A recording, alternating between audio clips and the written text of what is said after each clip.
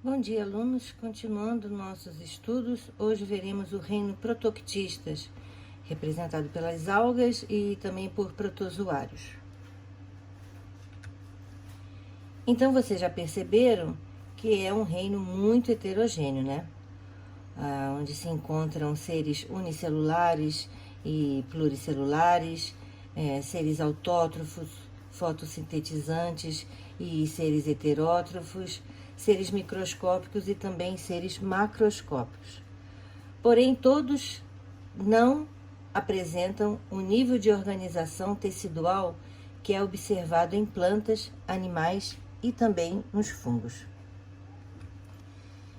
De acordo com a sistemática moderna, uma categoria taxonômica deve ser monofilética, isso é, todos os seus representantes devem ter tido um único ancestral comum em algum ponto do passado, do qual herdaram a característica que compartilham e os distinguem de todos os demais.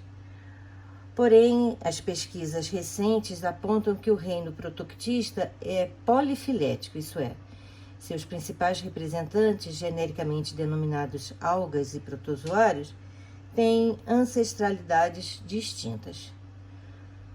Por isso, se diz que esse é um reino considerado uma categoria de conveniência, onde são colocados seres eucarióticos que não cabem na definição de planta, nem de fungo e nem de animal. Possui cerca de 20 mil espécies de características muito diferentes, porém algumas características são comuns. Isso é, todos são eucariontes, com carioteca e organelas membranosas. A maioria é unicelular, porém existem os pluricelulares e ainda existem aqueles que vivem em colônias, isso é, unidos fisicamente. Quanto à nutrição, temos autótrofos que fazem fotossíntese e heterótrofos e também os seres mixotróficos, que são aqueles que são capazes de combinar as duas formas de nutrição. Isso é, são capazes de produzir seu próprio alimento a partir da fixação do dióxido de carbono, mas também podem se alimentar de outros compostos inorgânicos ou orgânicos. Temos como exemplo as algas euglenófitas, e sobre as quais nós vamos falar mais tarde. É um erro muito comum considerar as plantas carnívoras como seres mixotróficos, porque neste caso todo o seu alimento advém da fotossíntese. Essas plantas apenas dependem, em parte, do nitrogênio contido nas proteínas dos animais que digerem. Essa dependência acontece porque a planta carnívora é natural, é comum de áreas de solo pobre, de solo encharcado, escasso de nitratos essenciais para a síntese de moléculas de clorofila. Quanto à reprodução dos protoctistas, temos espécies que se reproduzem sexuadamente e outras espécies em que vemos a reprodução assexuada. E nós vamos tratar sobre esse aspecto mais para frente ainda nesta aula.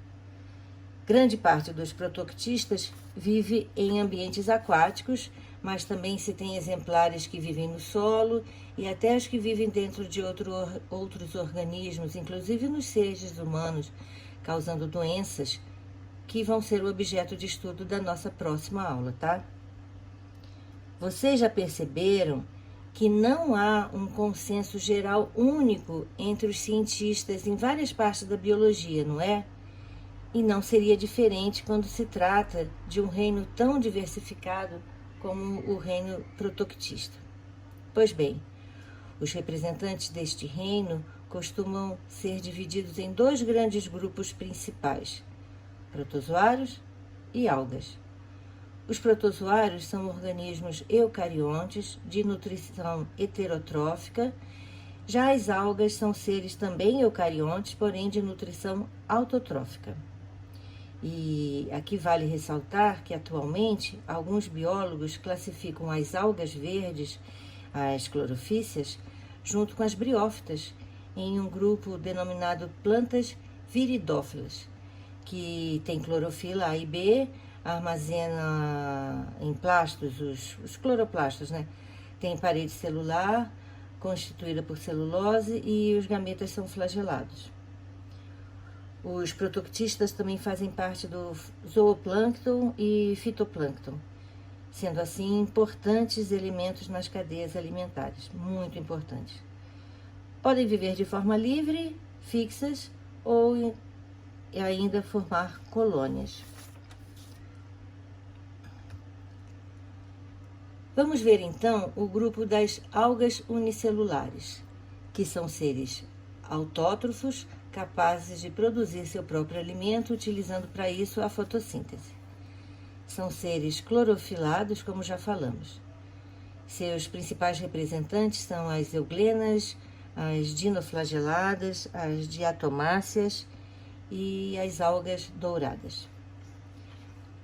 As algas pluricelulares também são autotróficas e podem ser encontradas tanto em ambientes marinhos quanto em ambientes de água doce.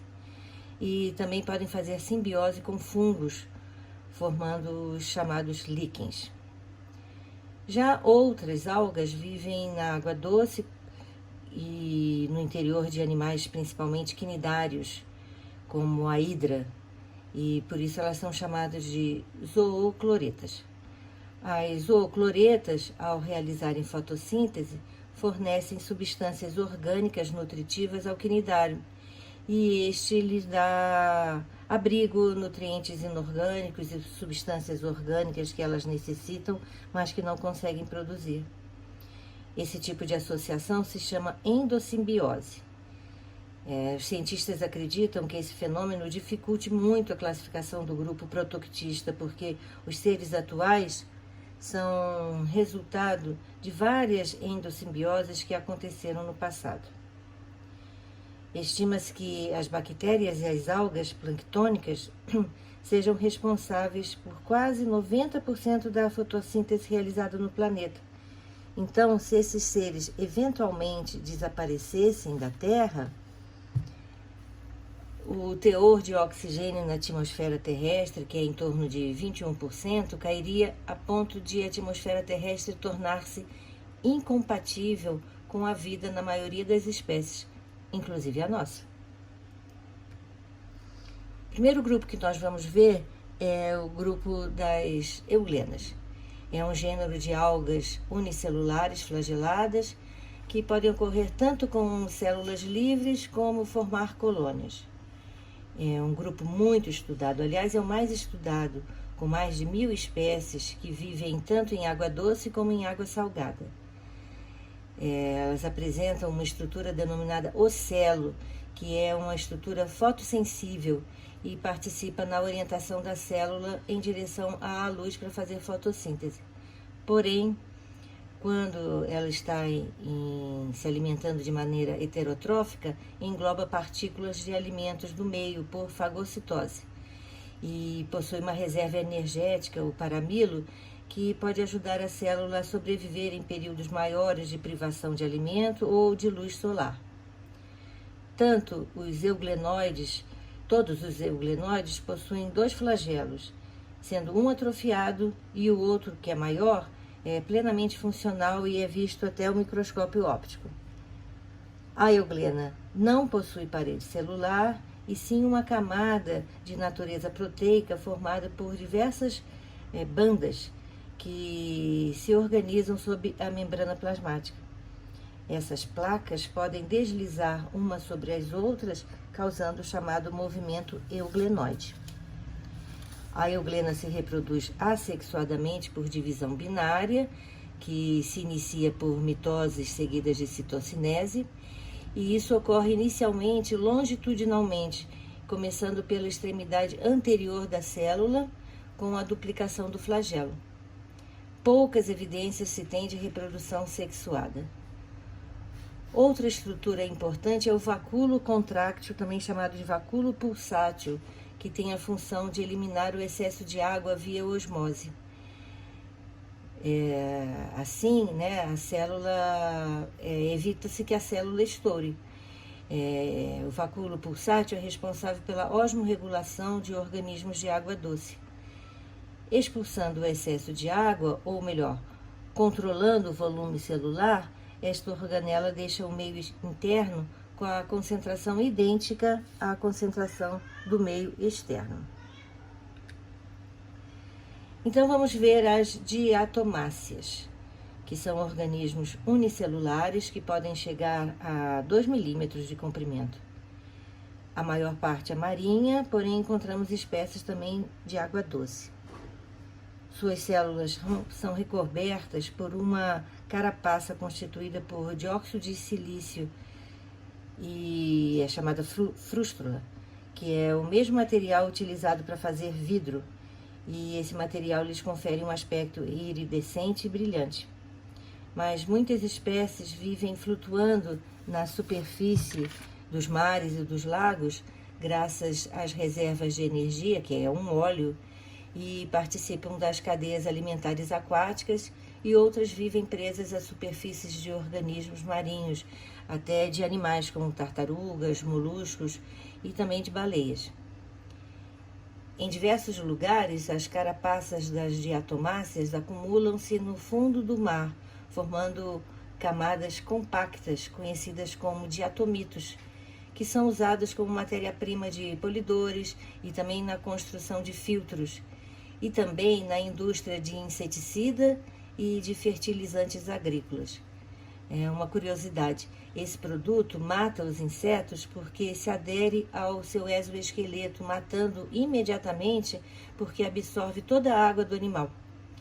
Já no caso da agricultura, fornecem micronutrientes ao solo, como fósforo, nitrogênio e potássio.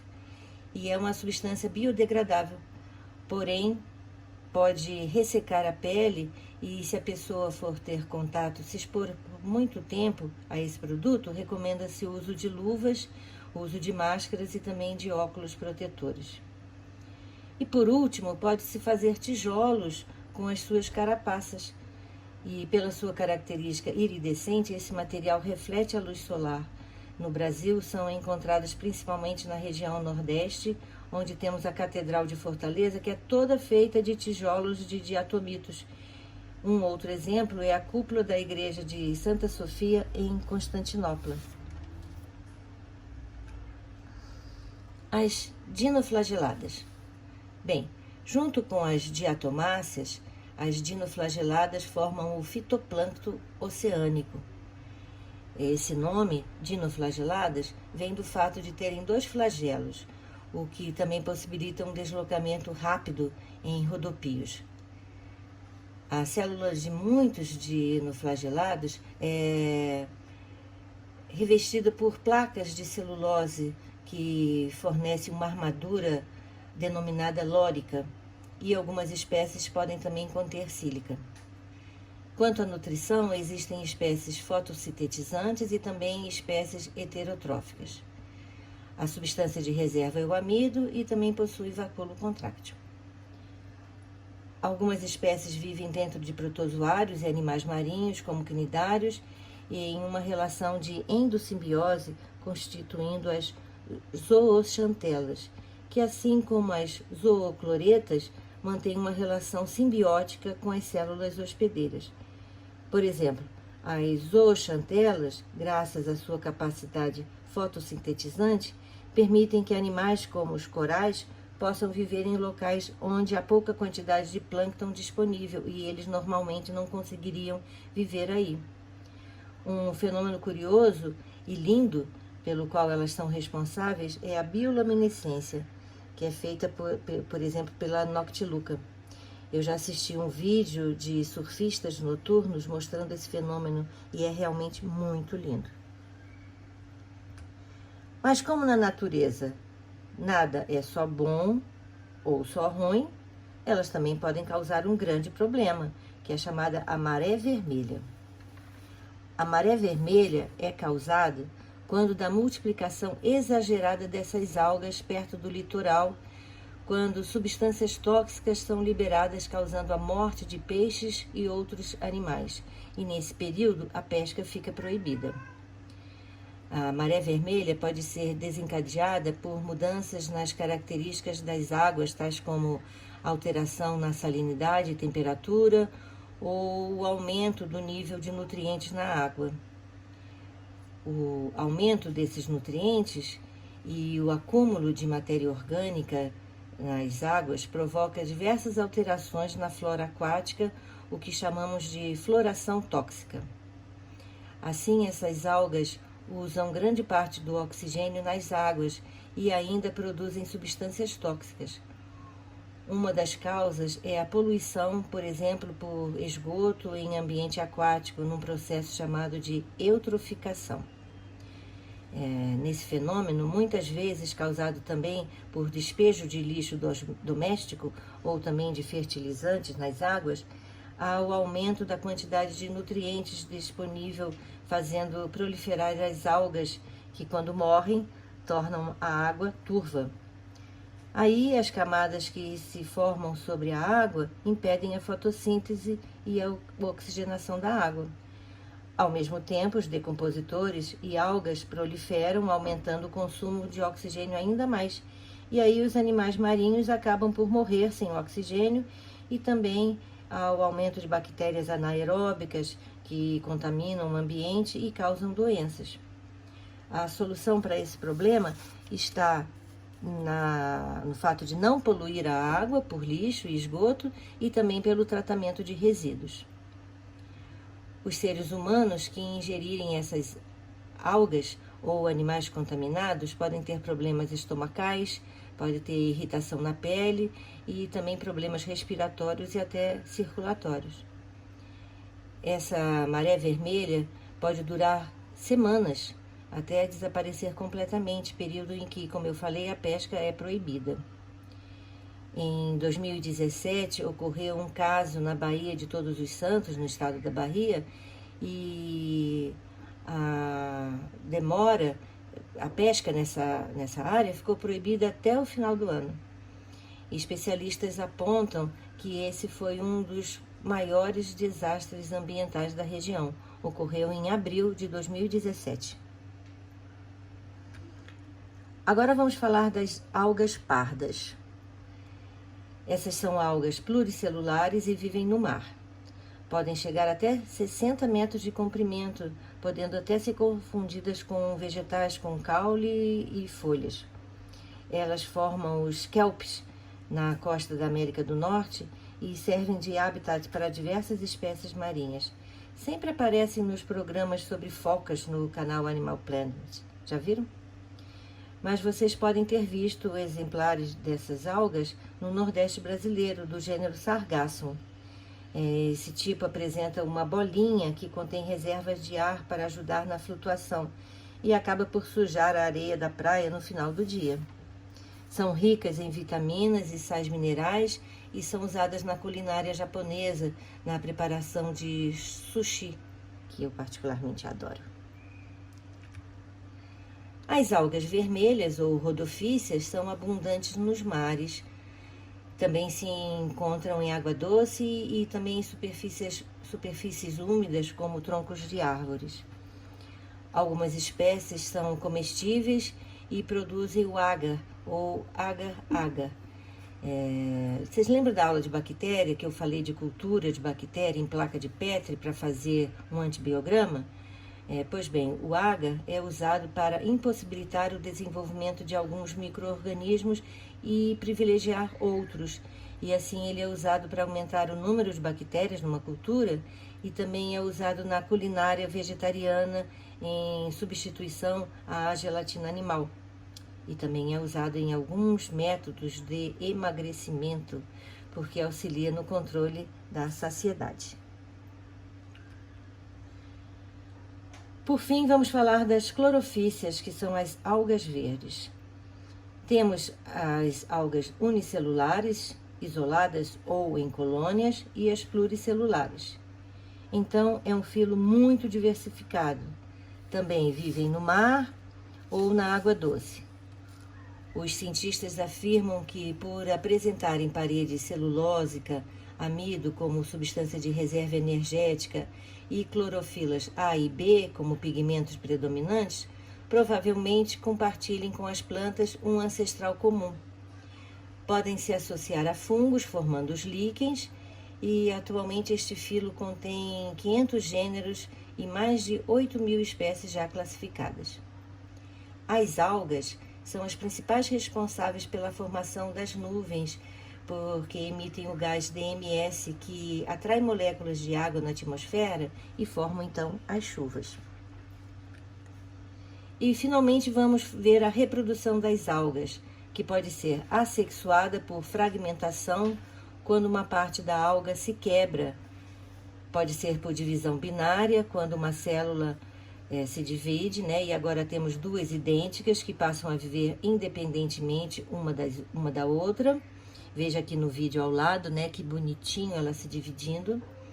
Ou pelo fenômeno chamado zoosporia, ou esporulação, que consiste na formação de células flageladas, que são chamados zoósporos, que ao se libertarem da alga que os formou, nadam até atingirem locais favoráveis, onde se fixam e originam novos talos.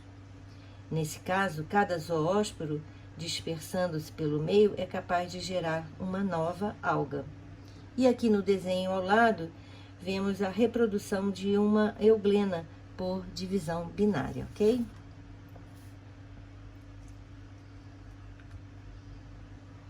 Também temos a reprodução sexuada por conjugação, aonde células de alguns filamentos de alga diferenciam-se transformando-se em gametas masculinos e em outros filamentos a diferenciação em gametas masculinos.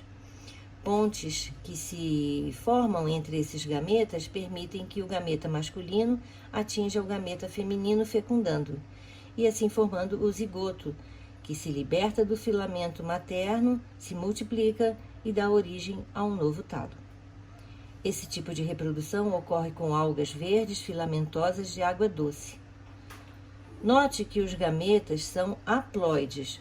O zigoto será diploide. Porém, ele vai sofrer meiose e vai gerar novos talos haploides, reiniciando o ciclo. Porém, no ciclo de vida de muitas algas multicelulares, ocorre o que chamamos de alternância de gerações. Um exemplo é o que acontece em algas verdes, como a uva, que é vulgarmente chamada de alface do mar.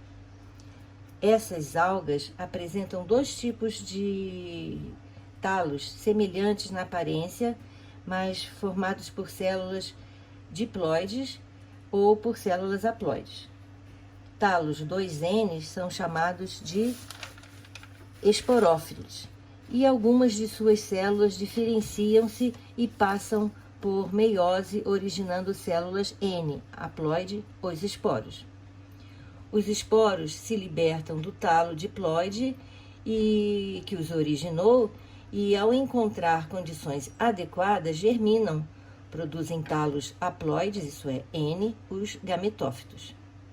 Na maturidade, algumas células do gametófito diferenciam seu núcleo, multiplicam-se por mitose e originam dezenas de gametas N, haploide, flagelados. Aí, esses gametas libertam-se dos gametófitos e se fundem 2 a 2, produzindo zigoto 2N, isso é, diploide. O desenvolvimento do zigoto vai dar origem a um talo 2N, que, quando maduro, vai repetir o ciclo. Então, o que acontece na alternância de gerações, também chamada de metagênese? O indivíduo 2N diploide vai sofrer meiose e produzir esporos N, haploide, que sofrerão mitoses e produzirão indivíduos N, haploides, que por mitose originará gametas, também haploides, que quando se unirem formarão o zigoto 2N, diploide, que sofrerá mitoses e formará o indivíduo 2N, diploide, e fechará o ciclo. Então, resumindo, uma geração será diploide 2N e vai originar a próxima geração, que será haploide, N, que vai formar a próxima geração, que será diploide 2N. Indivíduos diploides se reproduzem assexuadamente por meiose, formando esporos N, e indivíduos haploides vão se reproduzir por formação de gametas, e deste encontro nascerá o zigoto 2N, que se desenvolverá no indivíduo diploide 2N e o ciclo vai se repetir. Essa, então, é a alternância de gerações, também conhecida como metagênese, que nós vamos ver muito daqui para frente, tá bom? Bem, queridos, na próxima aula vamos ver, então, os protozoários. E assim vamos terminar o filo protoctista. Então, até a próxima!